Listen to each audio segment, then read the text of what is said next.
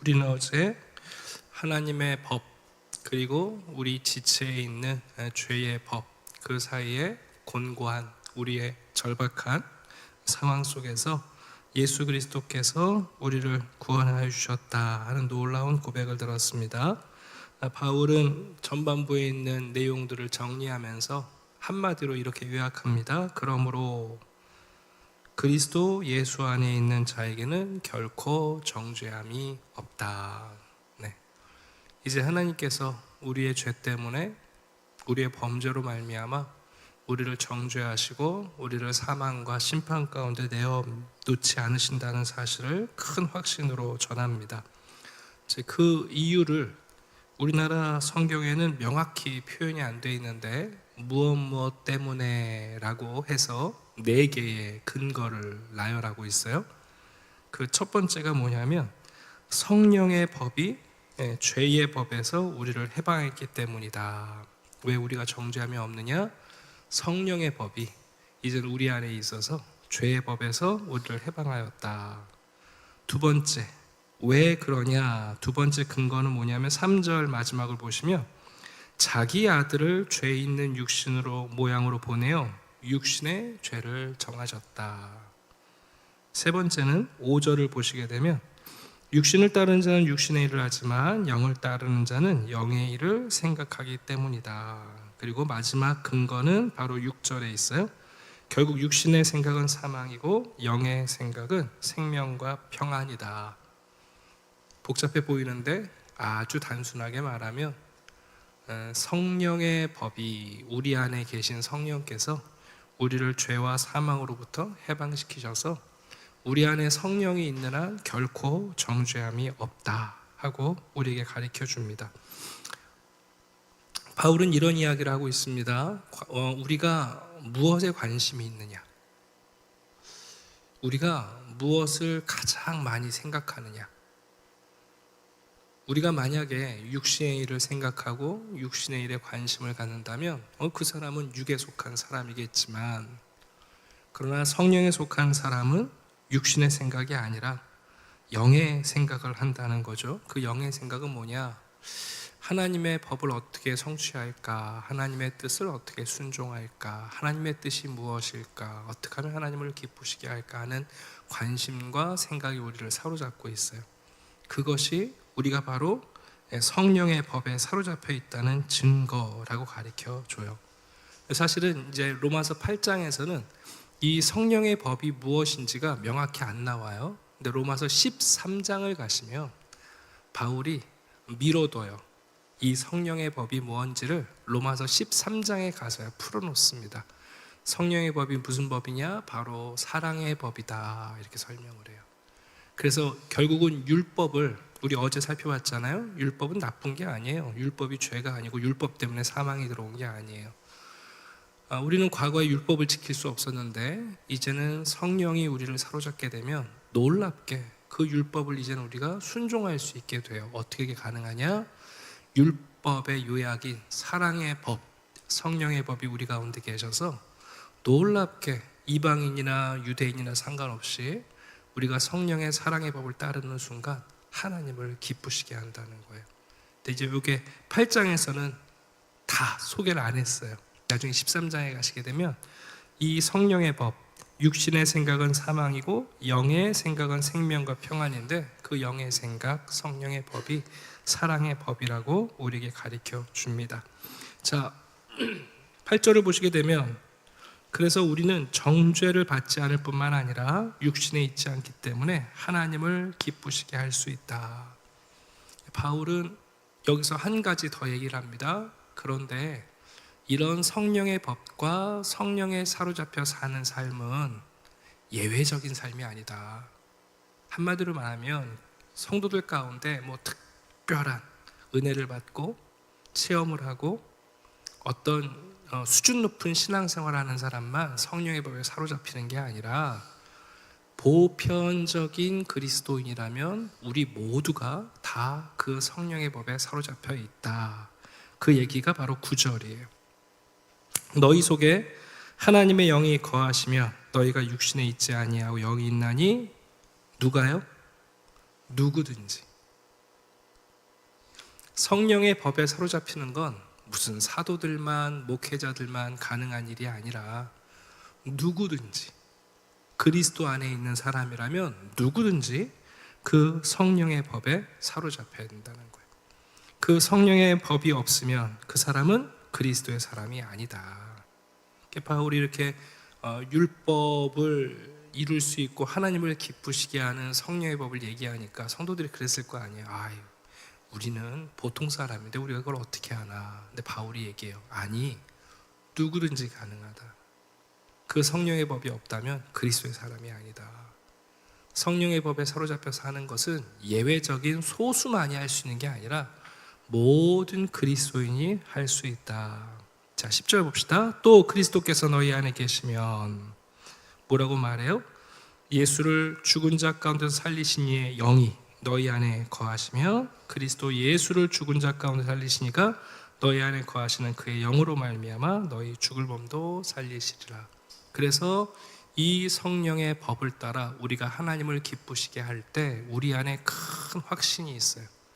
아하, 내가 더 이상 육체의 죄에 매여 있지 않고 나의 관심, 나의 생각, 나의 행동으로 하나님의 법을 지키는 걸 보니 내 육신이 죽어도 그리스도처럼 다시 살겠구나 하는 부활에 대한 확신까지 도달하게 된다는 거예요. 이 성령의 법이 여러분 단순한 우리의 내면의 삶을 만지는 게 아니라 구체적으로 하나님 앞에서의 생명과 평안과 그리고 하나님을 기쁘시게 하는 일과 심지어 부활까지 바라보게 해요. 한마디로 우리가 어떻게 정죄를 받지 않는다는 걸 확신할 수 있느냐? 그건 성령님의 사역이다. 그 얘기를 지금 하고 있는 겁니다. 성령님이 우리 가운데 일하시며 우리가 생명과 평안을 누리고 하나님을 기쁘시게 하고 그리고 더 나아가 부활에 대한 확신까지 성령께서 우리에게 주신다. 이 성령에 거하는 삶은 더 높은 차원의 소수 그리스도인들에게만 있는 게 아니라 누구든지 그리스도 안에 있으면 우리 모두가 그 성령의 인도함을 받는다. 이제 사실은 내일 토요일이라 우리가 본문을 보지 않는데 그래서 12절에서 이렇게 얘기하는 거예요. 제가 조금만 더 읽어볼게요. 그러므로 형제들아 14절 무릇 하나님의 영으로 인도함을 받는 사람은 어떻다고요? 곧 하나님의 아들이다. 네. 그러니까 우리 모든 성도들은 이제는 율법보다 더 탁월한 성령의 법, 율법의 조문보다 더 큰 사랑의 법을 따라 사는 거예요. 이제 우리가 산상설교를 수요일마다 읽고 있는데 제가 주일날도 잠깐 소개해드렸잖아요. 율법은 끼어들기 하지 말라고 가르친다니까요. 네, 그죠? 근데 예수님께서 우리에게 보여주시는 율법의 참된 정신인 사랑의 법은 끼어들기 안 하는 게 아니라 급한 사람을 위해서 양보하는 법이잖아요. 네, 그게 여러분 우리 안에서 성령의 법이 작용하기 시작하는 거예요. 그 작은 차이가 우리 안에 있는 생명과 그리고 우리가 그렇게 누리고 싶은 평안과 그리고 우리가 믿지 못했던 부활에 대한 신앙의 확신이 돼요. 그 사랑의 법이 우리를 추동할 때 여러분 우리가 하나님의 사랑받는 자녀임을 하나님이 우리의 아버지임을 알게 됩니다. 사람들은 그런 얘기를 하죠. 뭐 성령이 아니면 하나님을 아버지라 할 수 없다. 단순하게 그럼 하나님을 아버지라고 부르면 내 안에 성령이 계신 건가? 그 과정을 지금 바울이 풀어서 말하고 있는 거예요. 성령이 내 안에 계시면 어떻게 내가 하나님의 자녀라는 걸 확신하느냐? 그 과정을 지금 쭉 소개하고 있는 거예요. 성령이 아니면 하나님은 두려운 분으로 다가와요. 나를 정죄하시는 분으로. 그죠? 내가 곤고한 사람인 걸 알았잖아요. 우리가 죄인이라고 알았기 때문에 성령님이 내 안에 안 계시면 우리는 하나님 생각하면 무섭다니까요. 그러나 하나님이 나를 정죄하지 않는다는 사실을 성령의 법에 의해서 알고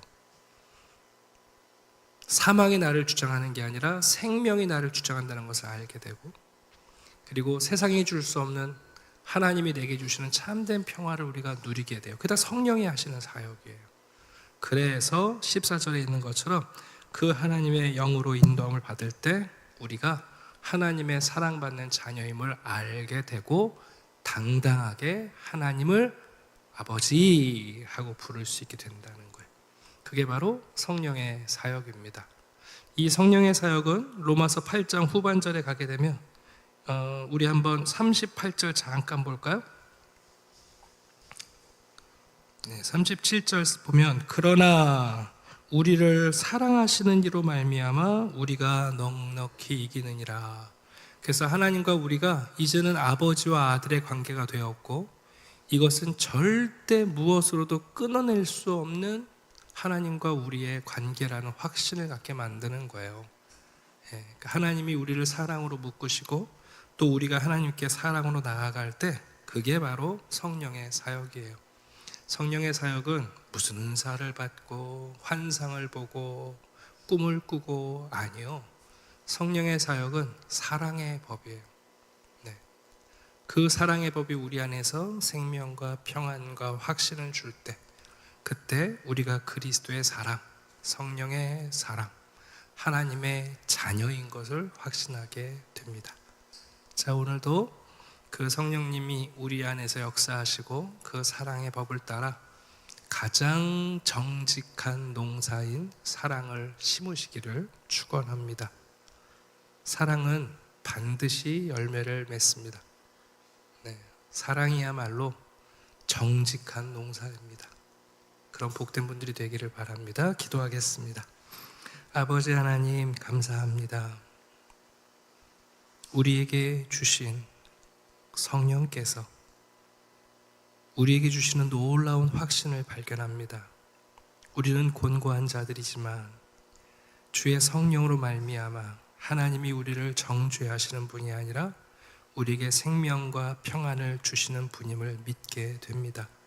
우리에게 약속하신 부활도 그리고 더 나아가 하나님이 우리 아버지이시며 그 무엇도 끊을 수 없는 그 하나님의 자녀가 되었다는 사실을 성령님이 우리 안에서 우리를 설득하시고 강하게 붙잡아 주실 때 우리도 그 성령을 따라 살며 하나님을 기쁘시게 하고 사랑의 법을 따라 율법을 순종할 수 있는 놀라운 삶의 전환을 허락해 주시옵소서. 오늘도 우리가 마주하는 모든 사람들 우리에게 주어진 기회를 따라 사랑을 심게 하시고 사랑의 법을 실천하게 하셔서 하나님께 영광을 돌리는 귀한 복된 삶을 살게 해주시옵소서. 감사드리며 예수 그리스도의 이름으로 기도드립니다. 아멘.